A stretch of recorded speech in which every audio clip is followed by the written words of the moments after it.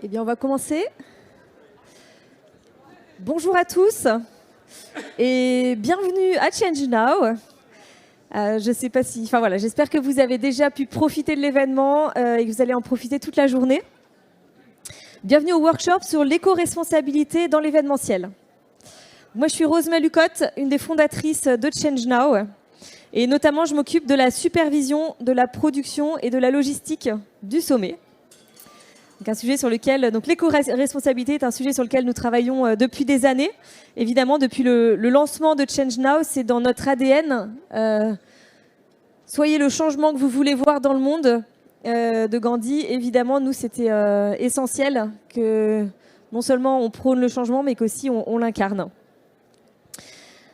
Et montrer aussi que l'on peut aujourd'hui produire des événements qui soient de grande ampleur, qui soient modernes, qui soient beaux, qui soient inspirants et qui soient éco-responsables. Montrer que tout cela est possible en même temps. Donc Change Now, on a été le premier événement de grande ampleur à avoir été reconnu comme véritablement éco-responsable. On est le premier événement à avoir obtenu le niveau 2 du label du Rêve, qui est le réseau des événements éco-engagés.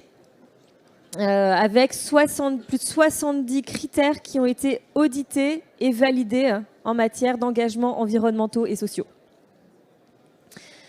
Je vous invite d'ailleurs, parce que je ne vais pas rentrer dans le détail pendant cette conférence, je laisserai bien sûr la parole à nos invités. Mais si vous voulez en savoir plus sur toutes les actions que l'on mène avec Change Now, on a fait une fresque qui est sur notre stand, un peu plus loin sur la droite, où vous avez vraiment tous les piliers de l'éco-responsabilité dans l'événementiel et des engagements sociaux. Et qu'est-ce que Change Now mène comme action concrètement ? Et vous pourrez rencontrer d'ailleurs pendant cet après-midi un de nos partenaires, Linky, qui fait notamment la gestion des restes alimentaires pour éviter en fait qu'on ait du gaspillage alimentaire dans notre événement. Et donc, quand on n'a pas réussi à avoir pile les bonnes quantités, qu'on a un petit peu d'excès, c'est remis après à des personnes en situation de précarité. Alors pendant ces 45 minutes, 4 experts du secteur de l'événementiel nous présenteront leur perception et leur vision de l'évolution du secteur au cours des dernières années et les tendances qui se dessinent. On échangera également avec eux en tant qu'acteurs engagés, engagés sur la transition écologique dans l'événementiel pour parler de leurs actions concrètes, de leur impact positif et des défis qu'ils rencontrent également. J'ai le plaisir de vous présenter Guillaume Paquet, directeur adjoint de MoMA Event, une agence événementielle qui, depuis 27 ans, organise tout type d'événements professionnels et surtout, qui nous accompagne depuis 2020 pour notre plus grand plaisir sur la production exécutive et logistique de Change Now. Je pense qu'on peut l'applaudir parce qu'il y a énormément de travail que nous menons main dans la main. Pour notre plus grand plaisir aussi. Je vous présente également Béatrice Istam, CEO, PDG et fondatrice de Green Événements et de Climate. Green Événements est un cabinet de conseil RSE en événementiel. Et Climate est une plateforme de mesure, de pilotage et de réduction d'empreinte carbone adaptée spécifiquement au secteur de l'événementiel. Béatrice nous a notamment mis à disposition la plateforme Climate pour cette édition de Change Now que nous allons du coup tester cette année, en parallèle des actions que nous menons également avec notre partenaire Climate Seed, qui nous accompagne depuis plusieurs années sur la mesure d'empreinte carbone de l'événement et aussi sur la contribution carbone. C'est-à-dire tout ce que nous n'avons pas réussi à éviter, parce qu'on fait énormément d'actions pour être un événement bas carbone, mais forcément, il reste quand même de l'empreinte. Donc tout ça donne lieu, à hauteur de 100% de l'empreinte carbone, à une contribution carbone pour agir sur notamment des projets de reforestation, de réintroduction de biodiversité. Et Béatrice a également créé le label LEAD, donc L-E-A-D, qui signifie Label Événement à ambition durable, pour évaluer les événements engagés. Nous accueillons également aujourd'hui Boris Voignier. Boris qui est responsable des projets, formation et animation pour Aremax. Donc Aremax est une association œuvrant pour le respect de l'environnement lors des manifestations culturelles et sportives. Et ils nous accompagnent sur des événements dans leur gestion des déchets, en assurant des actions de sensibilisation auprès du grand public et d'accompagnement des collectivités, des organisateurs d'événements, des associations, des institutions sur la gestion des déchets. Donc Arimax, c'est plus de 200 événements accompagnés par vos cinquantaines en France, à Lyon, Marseille, Nantes, Bordeaux, Paris. Ça représente 3 millions de personnes au contact de votre solution. Et pour Change Now, vous nous avez aidé donc, sur l'édition précédente et sur cette édition à revaloriser, déjà à gérer la gestion du tri. Donc, vous voyez qu'on a systématiquement un tri 4 flux sur toutes les poubelles que vous verrez. Donc la gestion de ces déchets, de ces flux et la valorisation derrière, puisque au-delà du recyclage, on a également le compost, on a également du tri de mégots de cigarettes, et puis le tri après des consignes que vous avez donc là qui ne sont pas revalorisées mais qui sont réutilisées pour tous les gobelets reuse, gobelets à eau. Et puis j'ai le plaisir aussi d'accueillir Sébastien Le Bescon, président de Fleur de Mai Réception, une maison de traiteurs parisienne. Vous êtes engagé depuis 10 ans dans une démarche de développement durable. Vous êtes certifié ISO 20121 depuis 2019 et récompensé par la médaille d'or EcoVadis en 2023.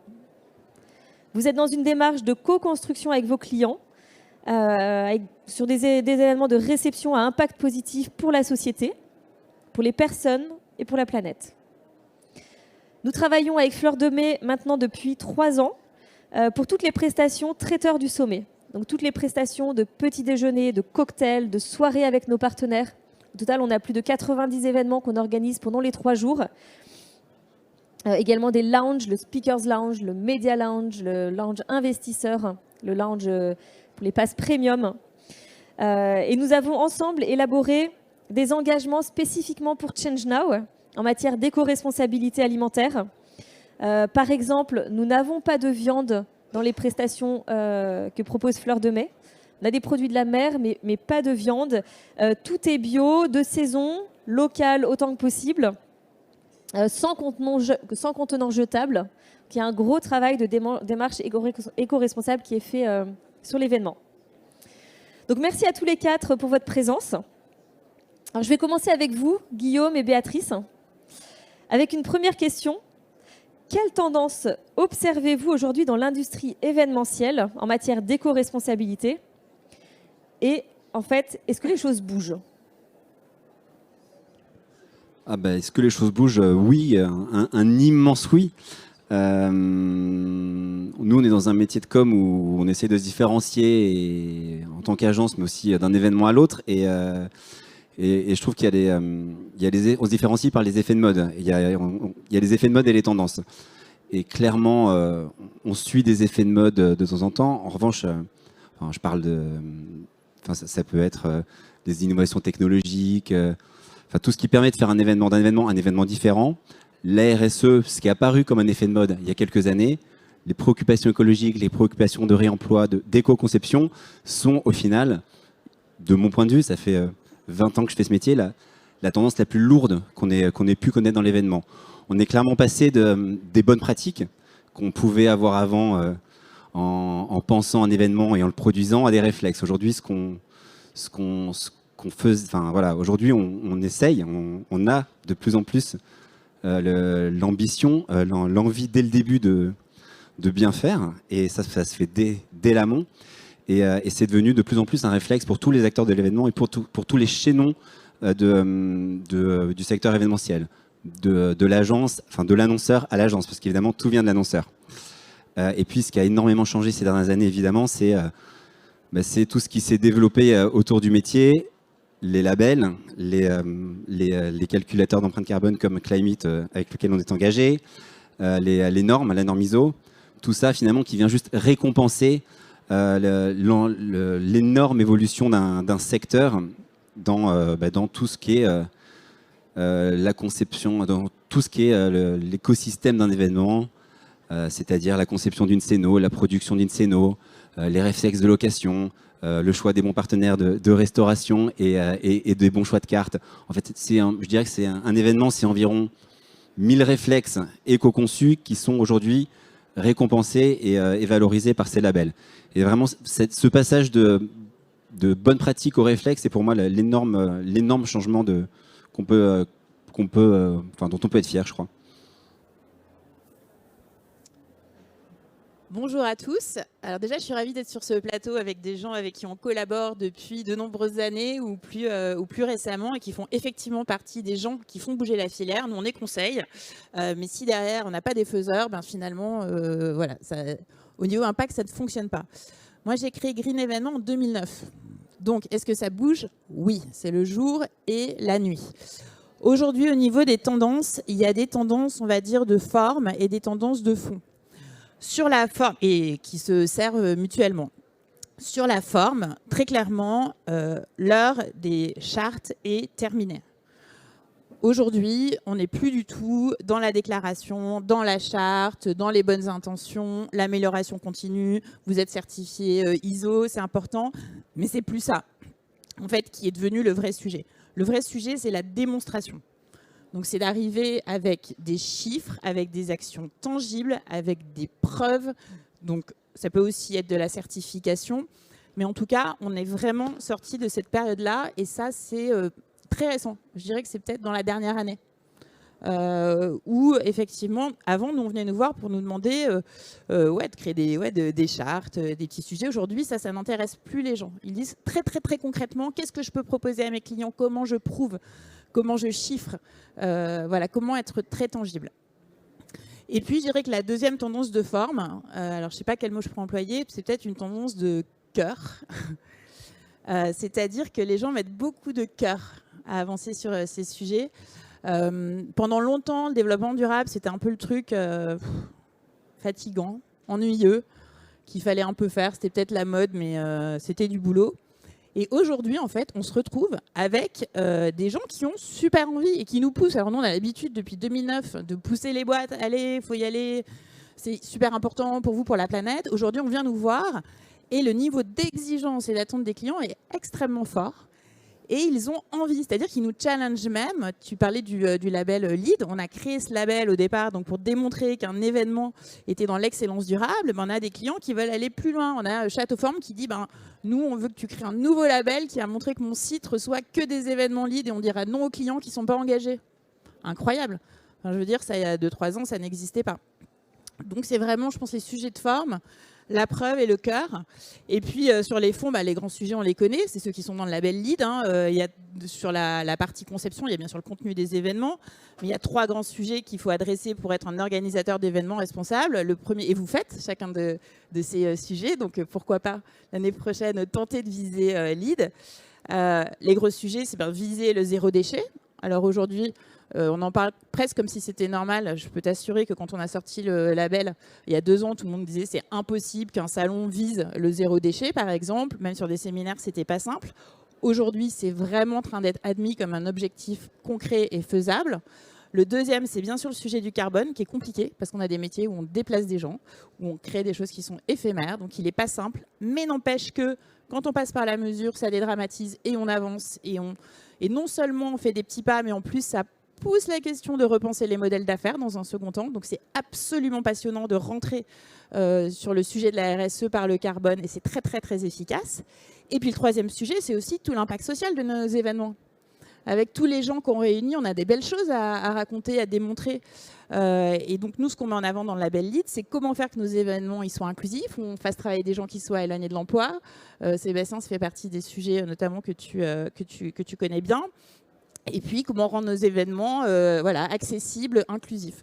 Donc ça, c'est vraiment les 3 sujets de fond où là aussi, on est passé de, si l'échelle va jusque-là, de là à là. Je ne sais pas si tu me diras ce qu'il reste à faire. Il y a plein de choses à faire. Mais en tout cas, ça bouge énormément.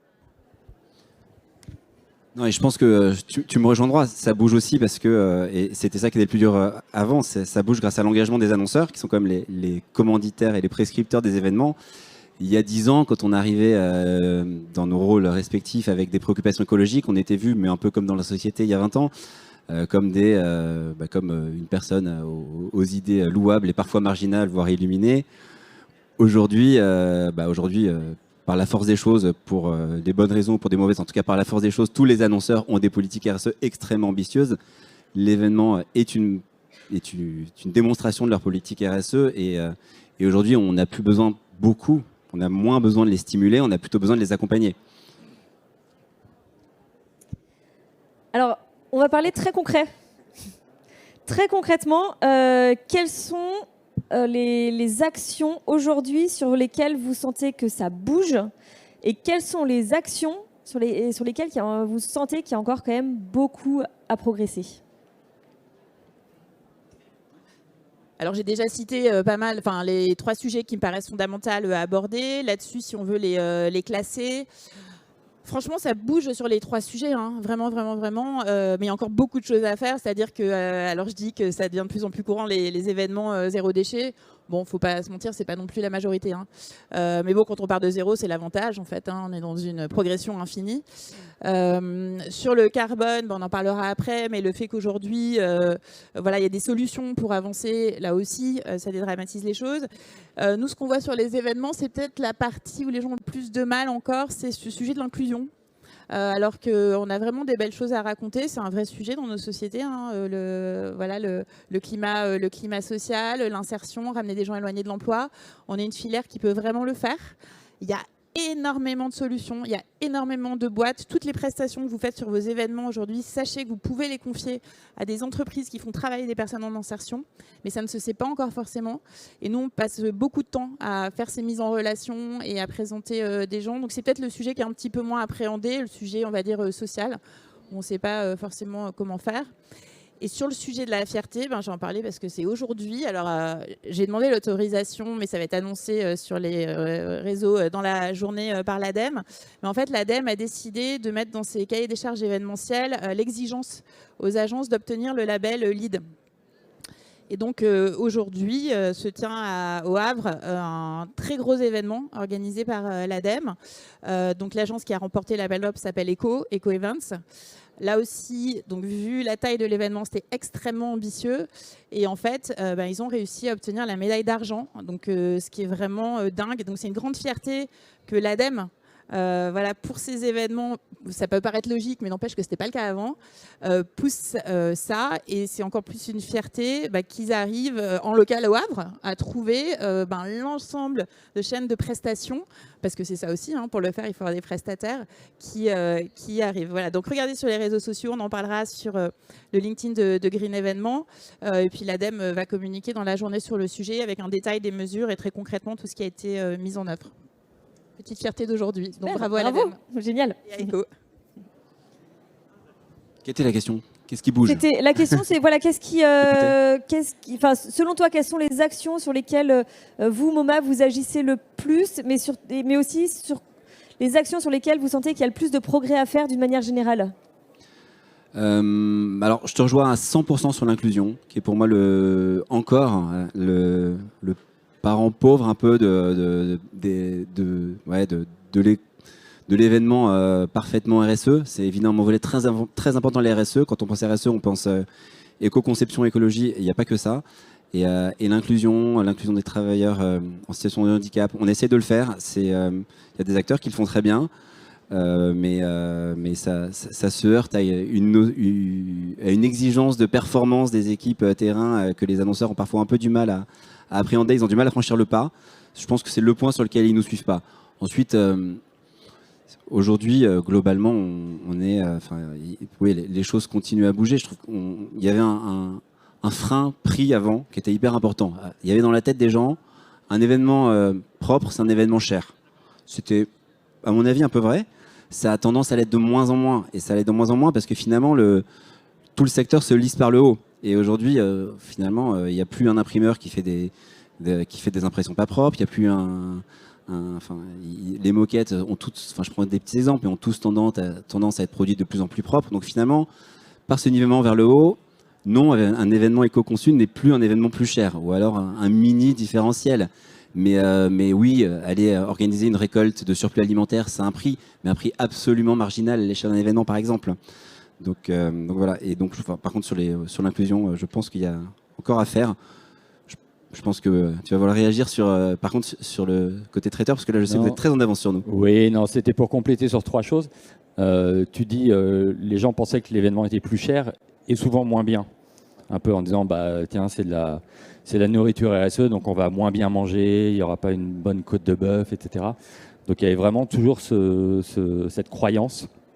Et là, aujourd'hui, avec le développement de la cuisine végétale ou végane, etc., on arrive aujourd'hui à proposer des très beaux menus en se passant complètement de viande comme aujourd'hui. Ça, c'est mon premier commentaire. Le second, c'est sur les annonceurs, en effet, ont des rapports RSE et en effet veulent de la RSE. Alors déjà, s'ils veulent ça, c'est parce que les convives, les gens qui sont dans les prestations, veulent ça. On ne peut plus servir, heureusement, une tarte aux fraises en décembre sans que le maître d'hôtel soit insulté, et c'est normal. Donc c'est aussi pour ça que ça a bougé. Je pense quand même que l'événementiel reste encore une partie un peu sombre dans les rapports RSE parce qu'il est caché au fin fond de la communication. Et parfois, les exigences que se donnent les annonceurs sur leur core business ne l'appliquent pas forcément sur leur partie communication et événementielle, en tout cas certains d'entre eux. Et la troisième partie, c'était pour vous rejoindre sur la partie inclusion handicap. Alors, comme disait Béatrice, c'est vraiment personne éloignée de l'emploi. Donc pour nous, c'est à la fois inclusion, mais c'est aussi handicap, et aussi étudiants. Donc d'ailleurs, Rosemay, vous n'avez pas cité qu'aujourd'hui, donc il y a 150 étudiants. Donc Fleur de Mai travaille avec 150 étudiants chaque jour sur le salon Change Now.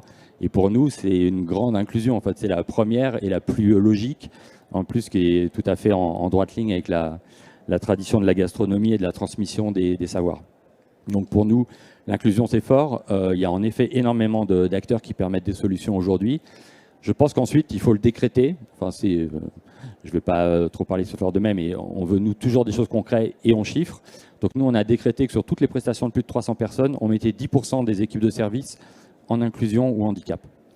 Et correspond exactement au niveau d'exigence du label LEED, les 10%. C'est vrai, et c'est par hasard en plus. Ouais. C'est par hasard. Mais alors pourquoi 10%, pourquoi pas plus? Parce que au-delà de 10%, ce qu'on fait déjà, des fois on fait 50%, mais dans ce cas-là, il y a un impact sur la prestation.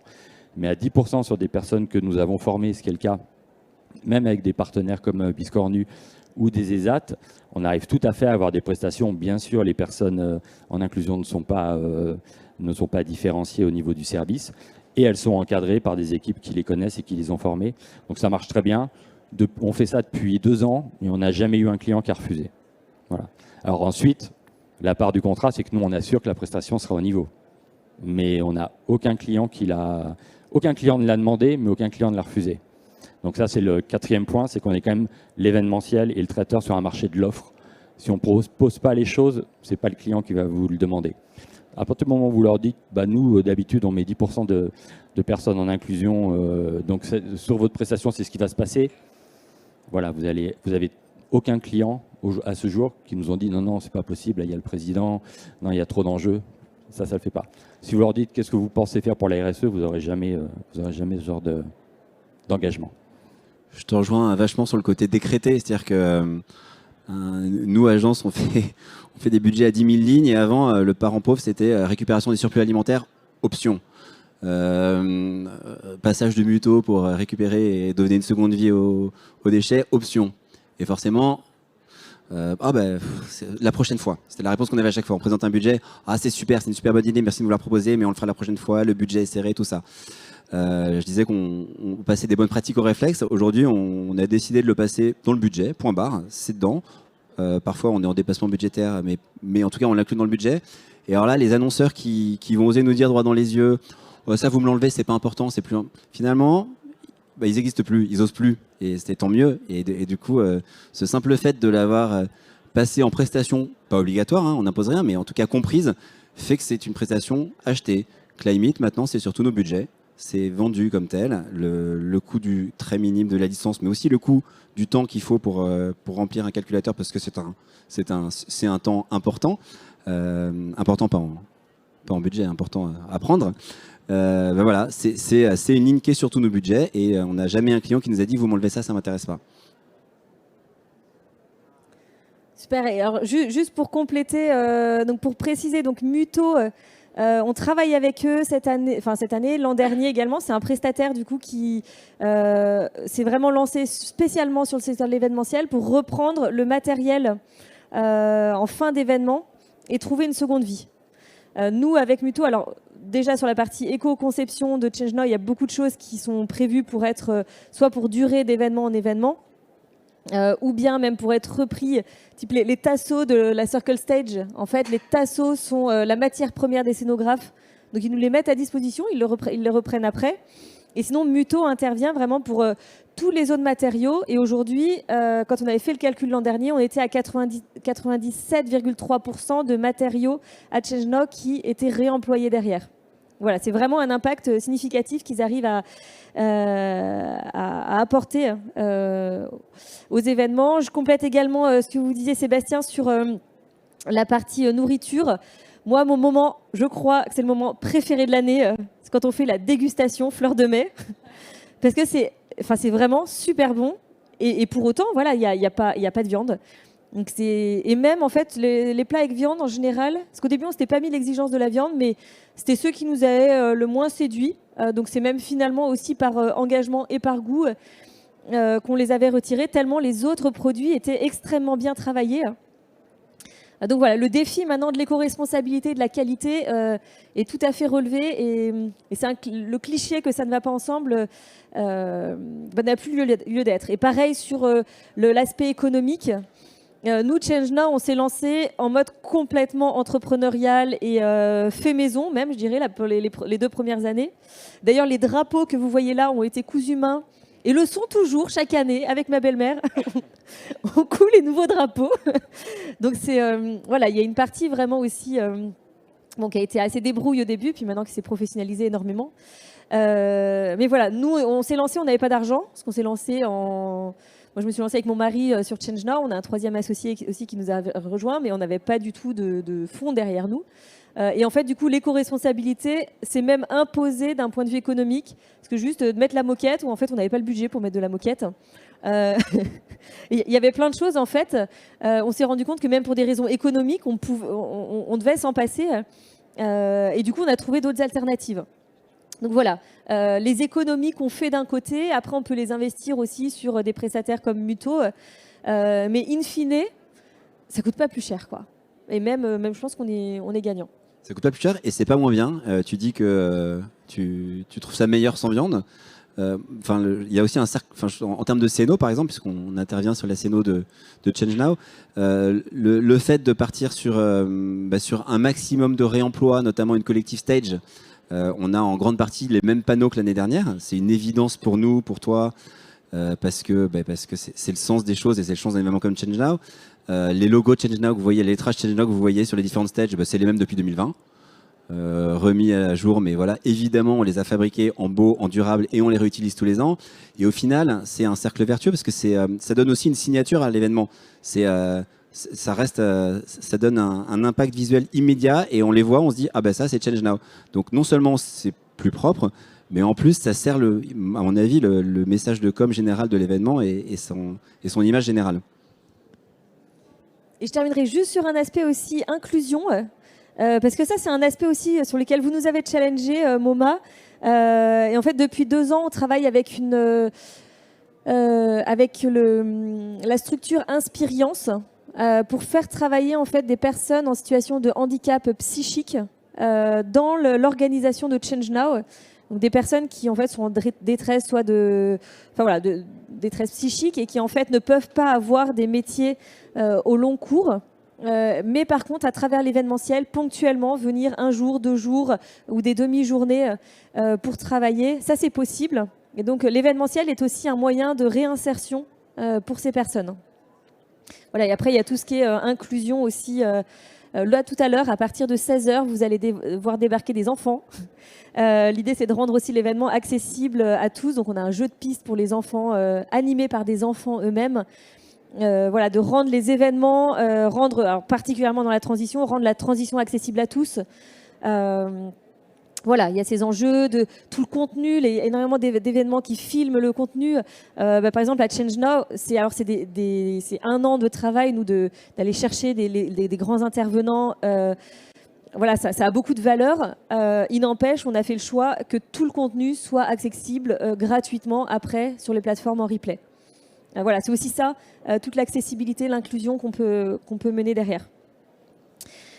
Alors Béatrice, je voulais revenir vers toi parce que tu as réalisé une très belle levée de fonds avec Climate, 1 million d'euros de levée de fonds, alors que l'outil a été lancé il y a tout juste 1 an. Tu comptes déjà une centaine de clients. Est-ce que du coup c'est devenu une nécessité maintenant pour les événements de mesurer leur empreinte carbone? Et puis surtout, une fois qu'on mesure, qu'est-ce qu'on en fait de ces résultats? Excellente question, parce que finalement, Climate, alors c'est certes un calculateur, mais la vraie ambition, ce n'est absolument pas de calculer. Parce qu'une fois qu'on a son chiffre, alors ça peut permettre de cocher des cases, parce qu'effectivement, ça devient quand même des nécessités légales. Vous avez tous entendu parler de la CSRD, du fait que les grandes entreprises doivent faire un reporting élargi de leurs émissions carbone, et donc elles interrogent leurs prestataires. Donc parfois on y rentre par la nécessité, mais en tout cas, nous, ce n'est pas la porte par laquelle on est rentré. Et en fait, on a souhaité créer un outil. Alors pourquoi? Parce que ça fait 15 ans qu'on accompagne des gens de la filière et que ce sujet du carbone, il était très dur à appréhender. Donc, on a créé un outil vraiment dédié à l'événementiel pour qu'un n'importe quel chef de projet événementiel puisse connaître les émissions carbone de l'événement qui l'organise, mais surtout, les piloter. Comprendre donc assez facilement les questions de Climate, c'est des questions qui correspondent à une feuille de route d'un chef de projet événementiel. Et en fait, on peut faire par exemple des scénarios. Donc on peut faire le scénario d'un événement, le dupliquer et puis voir, ah, si je change cet aménagement, si je change le contenu de ma nourriture, si, je sais pas, je change la jauge, que sais-je, quelle va être, voire la saison de mon événement, si j'avais pas la même date, quel va être l'impact. L'idée, c'est de sortir un petit peu des discussions de comptoir, parce que c'est pas simple, le carbone, et puis parfois on peut vraiment se planter, il y a plein de fausses bonnes idées. Et donc l'idée, c'est de devenir maître de ces sujets de manière simple et fiable. Donc c'est vraiment toute l'ambition de Climate, et par le fait que la plateforme vraiment contient aussi plein d'informations au fur et à mesure avec des tips, des idées, donc permet de faire des scénarios, avoir un reporting assez sexy aussi qui puisse être communiqué.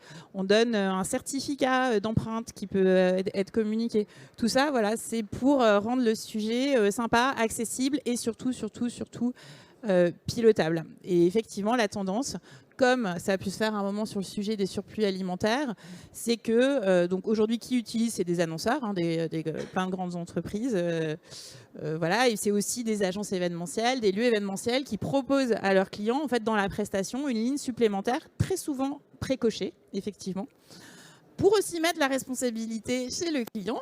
Si vous ne voulez pas, très bien, mais il faut le dire et il faut l'écrire. Parce que voilà, on ne peut pas avoir des exigences dans un sens de vouloir des choses éco-responsables et puis de pas y mettre les moyens. Donc voilà, je vous engage tous à aller nous rendre visite sur Climate, donc c'est climeet.events. Puis on sera ravis de vous faire des démos, etc. Et puis peut-être qu'on pourra même rendre public le testing par ChangeNow. Donc voilà, on attend ça avec impatience. Avec plaisir. On a hâte aussi de voir quels sont nos résultats. Du coup, tu parlais d'actions concrètes.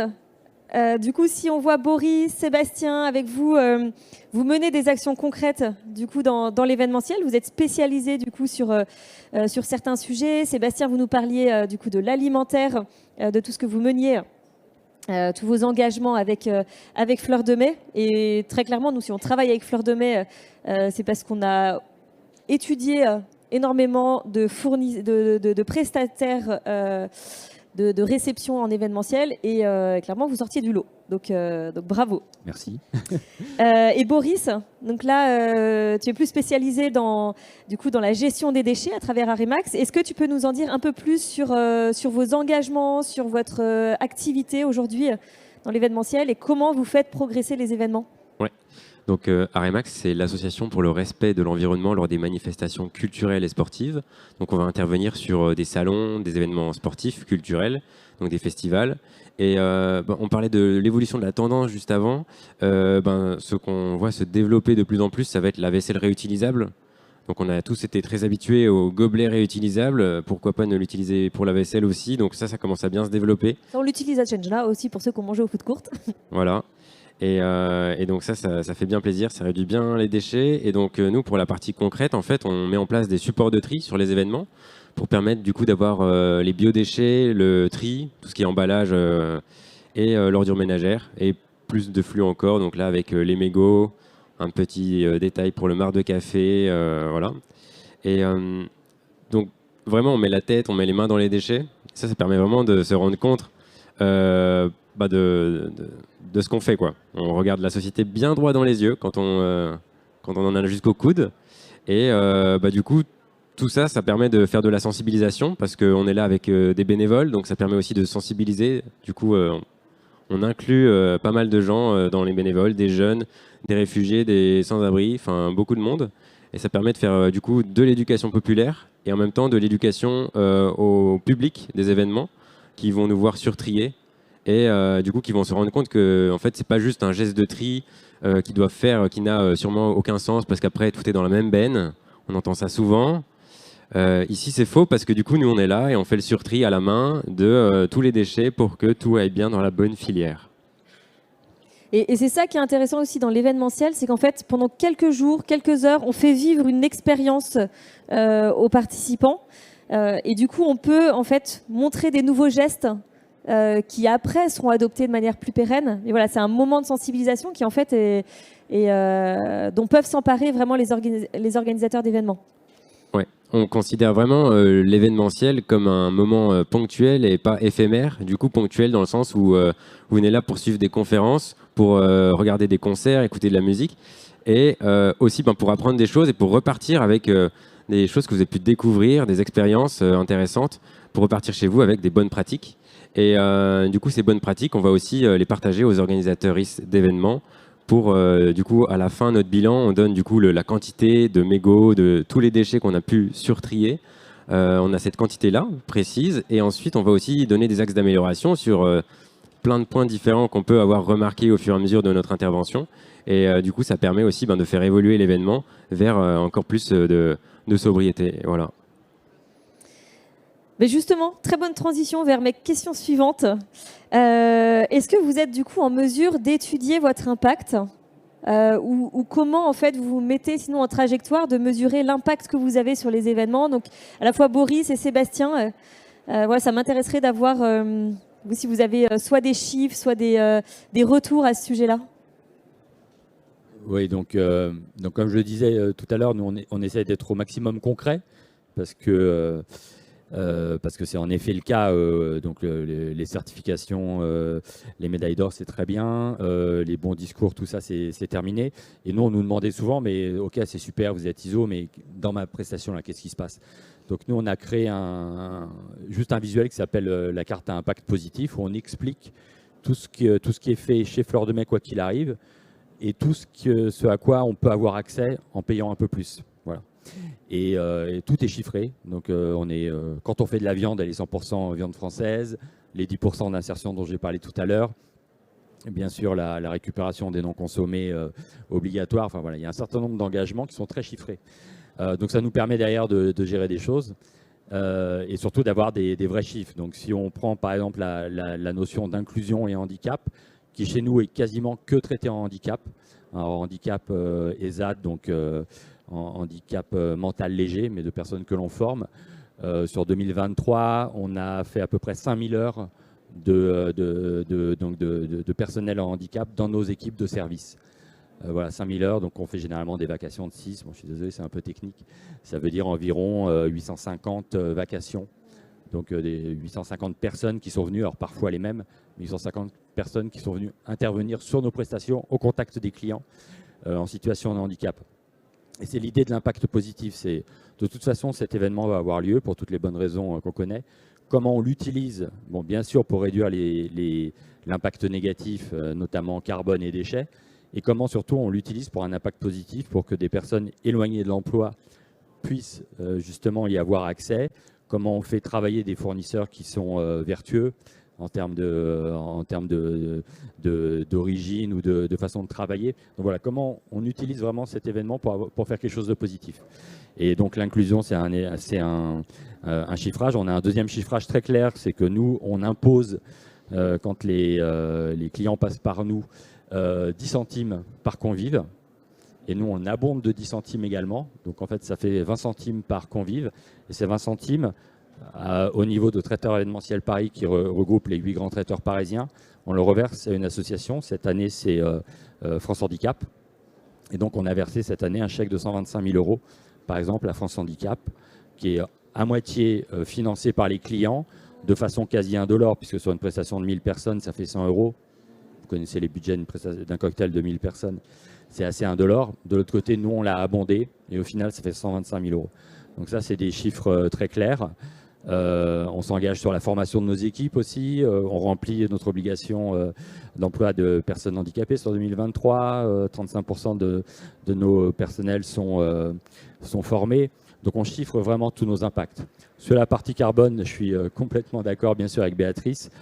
Pour moi, le chiffrage n'a pas beaucoup d'intérêt. Alors même si on commence à avoir des idées, le repas à 2 kilos, etc., qui est d'ailleurs utilisé ici, 2,2 kg. Nous, le seul intérêt, c'est d'avoir ce chiffrage en amont et puis de jouer en effet sur les variables. Alors en traiteur, on n'a pas 50 variables.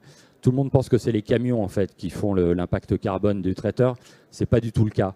Nous, on a fait notre bilan carbone sur 2019 et 2020. Donc plus de la moitié de l'impact carbone de Fleur de Metz, c'est l'alimentaire. Donc c'est vraiment le choix. Est-ce qu'il y a de la viande, est-ce qu'il n'y a pas de viande? La viande et les produits associés à la viande. Hein. On oublie tous le beurre, le fromage. La matière la plus génératrice de carbone chez Fleur de Metz, c'est le beurre, c'est pas le bœuf. Hein. Donc voilà, comment on baisse ces quantités avec forcément beaucoup de pédagogie, parce que l'idée, c'est pas de dire à nos clients, vous n'avez plus le droit de manger de la viande, c'est voilà. Et c'est un peu ce que vous disiez tout à l'heure, lors des dégustations, sur un cocktail, une viande froide, bon c'est bien, mais s'il y a 3 pièces, allez, on décide de les supprimer. Et donc, nous, on a monté ce qu'on appelle des cocktails raisonnés, où en réduisant la viande et en augmentant le végétal, on baisse de 35% l'impact, donc l'empreinte carbone de l'alimentaire, qui représente en gros 50% de l'empreinte carbone du bilan carbone de Fleur de Metz. Donc voilà, on essaye de chiffrer, on dit voilà, vous voyez, c'est le même prix, c'est un peu meilleur pour la santé, vous économisez 35% de carbone. C'est très bon parce qu'en effet, il y a eu des gros progrès qui ont été faits. Donc, c'est très concret. Et les clients, de plus en plus de clients nous suivent, notamment au moment de la dégustation, comme vous dites, en disant, bon, allez, là, les 3 pièces de viande, on passe et on passera sur autre chose. Faites peut-être exprès que les... Peut-être les cuisiniers font un peu exprès. Mais c'est quand même assez spectaculaire. J'en profite juste pour dire que j'ai oublié tout à l'heure, si jamais il y a des traiteurs dans la salle, mais on a une brique traiteur pour Climate, donc que tu utilises, qui est vraiment dédiée à la prestation alimentaire. Mais du côté, du coup, les utilisateurs, c'est les traiteurs. Et on a une brique aussi pour les standistes, les concepteurs de stands. Donc, pour que eux aussi, en amont de l'événement, en fait, donnent l'information à leur client final, qui après peut la piloter. Donc, c'est tout à fait ça. Nous, on utilise Climate en amont pour calculer et surtout pour le modifier. Parce que dire à la fin d'un événement, voilà, vous avez fait 10 tonnes, bon ok, donc alors les gens vont commencer à se comparer, vont comparer d'une année sur l'autre, avec tous les biais quand même du calcul carbone qui est quand même aujourd'hui pas une science totalement exacte. Nous, on a un peu peur de ça, voilà, de commencer à se faire des comparaisons. C'est pas l'idée. L'idée, c'est comment j'améliore mon empreinte, mon impact sur cette prestation, et on verra ensuite pour se comparer, quoi. Et donc oui, voilà, ça c'est quelques chiffrages. Je peux vous en donner encore beaucoup, mais on arrive à des chiffrages très concrets. Okay, merci beaucoup. Alors après, n'hésitez pas à venir poser des questions. Je pense que vous avez peut-être quelques minutes après pour échanger avec les personnes qui souhaiteraient creuser le sujet. Peut-être Boris, alors je vois le temps qui passe très rapidement. Voilà, sur l'impact, est-ce que vous arrivez à mesurer votre impact? Et puis après, on se prendra 5-7 minutes de questions-réponses si on me l'autorise en régie. Donc, Arimax, 5-7 minutes, c'est bon? Ok. 5 minutes, ok. On accompagne les événements, les organisateurs d'événements sur leur réduction d'impact environnemental de manière générale avec du conseil en amont et la gestion responsable des déchets pendant. Et on travaille aussi sur notre mesure d'impact. Et donc là, ça fait maintenant quelques temps et on est capable de dire que sur un événement qu'on accompagne depuis 3 ans, on arrive à faire valoriser 78% des déchets. Voilà. Donc par rapport à des événements qui pouvaient ne pas faire le tri du tout avant, où du coup 100% des déchets étaient soit incinérés, soit enfouis, Là, maintenant, on arrive à atteindre 78% de valorisation. On ne considère pas, bien sûr, la valorisation, comme incinération comme valorisation. Voilà, évidemment. Super chiffre. Ouais, merci beaucoup. Alors, voilà, on me faisait signe pour 5 minutes. Est-ce qu'il y a quelques questions dans la salle? Oui. Si vous voulez vous lever et puis...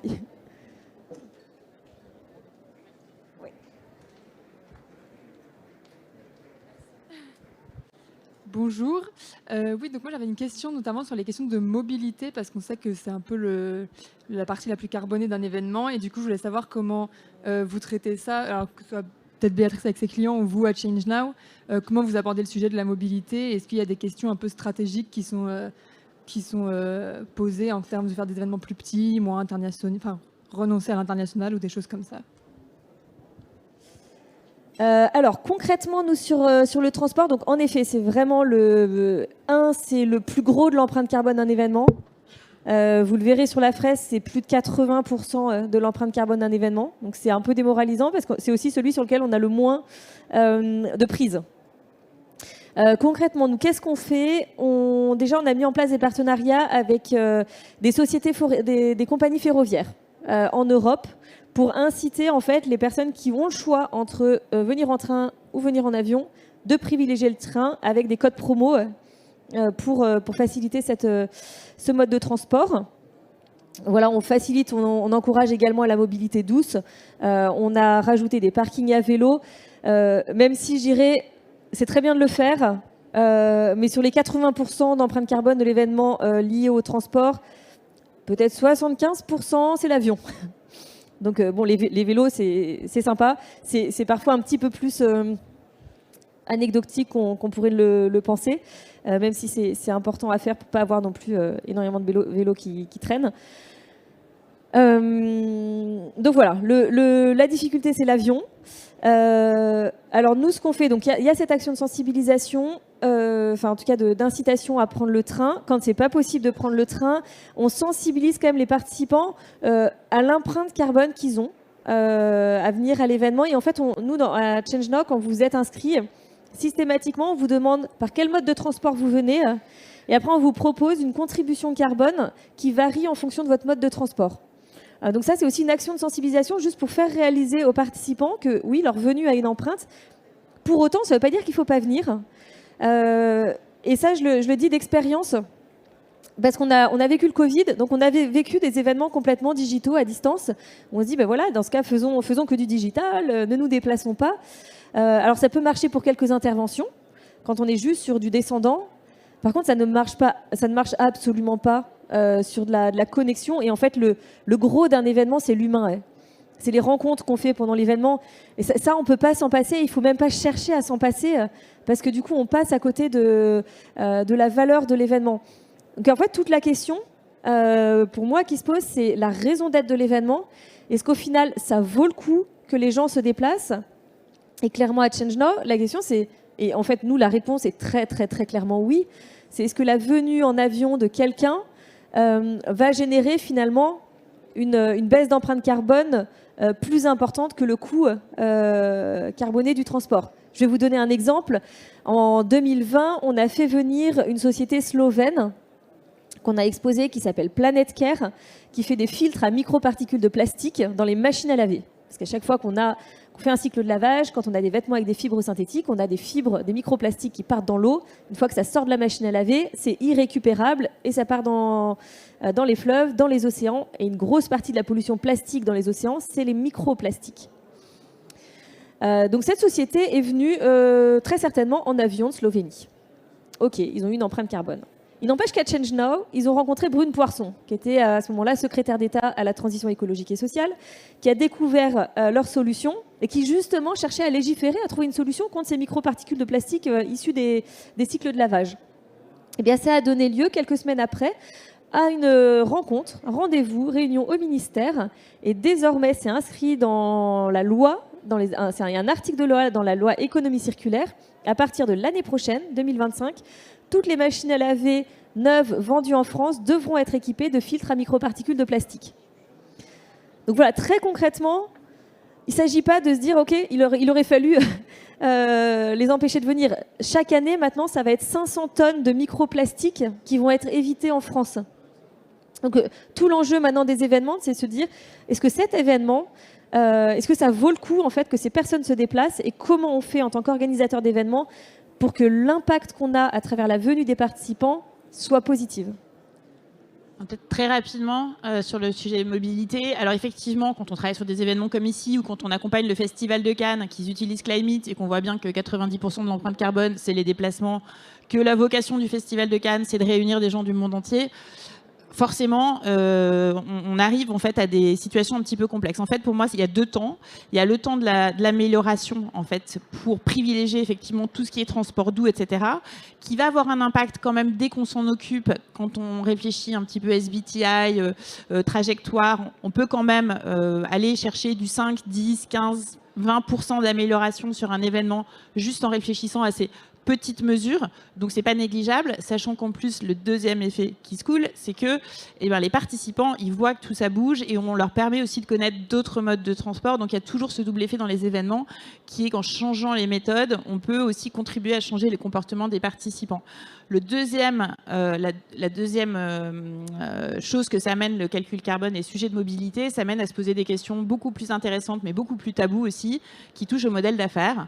Et bien sûr que quand notre métier, c'est de réunir des gens, et qu'en fait, au bout d'un moment, pour la seule manière de diminuer, c'est soit d'en réunir moins, donc on se pose les questions de jauge, soit d'avoir des événements peut-être éclatés, régionaux. Donc on a des clients en fait, qui commencent à réfléchir à ça. En tout cas, c'est des choses un petit peu transformatives, mais on ne commence pas par là. On commence déjà pour essayer d'aller récupérer ces 15-20% sur la partie très concrète mobilité. Et je crois que tu voulais dire un mot là-dessus. Juste dire que oui, aujourd'hui les réflexes ont changé. Avant, on allait, le transport terrestre est de plus en plus en vogue dans tous les événements. Et il n'y a pas que des événements internationaux et mondiaux. Il y a plein d'entreprises françaises qui déplacent 400-500 personnes. Il y a 10 ans, elles allaient à Athènes. Aujourd'hui, elles vont à Deauville, elles vont à Cannes en train. C'est 5 heures, mais aujourd'hui, ils le font. Pardon ? Train de nuit, maintenant même. Je cite un exemple. On a fait un séminaire en début d'année de 500 personnes en France, à Deauville. On a choisi la destination pour, évidemment, quand on est accompagné par un annonceur, c'est formidable, mais le choix de la destination, il est fait aussi dans ce but. On a choisi Deauville pour son empreinte carbone faible. On a eu un vol, et 100%, tout le reste des gens, donc 499 personnes, qui sont venues par le biais d'un train. On a affrété un train. Et on a une empreinte carbone sur un séminaire qui est habituellement à 85%, je ne dis pas de bêtises, en moyenne. 85% de l'empreinte, c'est le transport. Là, on est tombé à 10%, parce qu'on a choisi la destination en conséquence. Superbe, bravo. Très bien, donc on est un peu freiné par le temps, mais je vous propose... merci beaucoup déjà à vous tous, à tous les 4 pour votre intervention, pour ces discussions très intéressantes, et j'espère qu'ils vous ont apporté aussi beaucoup de lumière d'éclairage sur l'industrie événementielle et sa capacité à devenir bas carbone. Si vous avez des questions, maintenant je vous propose du coup de le faire plutôt en dehors de la bulle, puisqu'on a une prochaine session qui va enchaîner. Merci à tous.